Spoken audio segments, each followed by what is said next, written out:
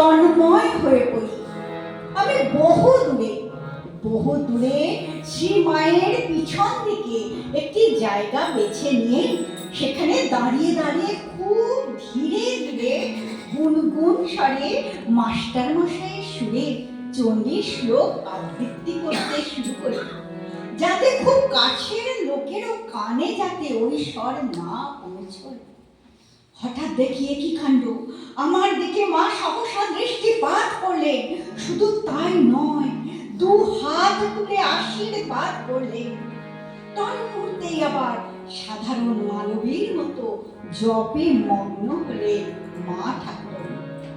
ভক্তি ধ্বনি বড় ধর, দিন ভাবে প্রার্থনা করলে মহামায়া এমনই কৃপা করেন। দুর্যোধনের অত ঐশ্বর্য, কিন্তু তার বাড়িতে ঠাকুর গেলেন না, গেলেন বিদুরের বাড়ি।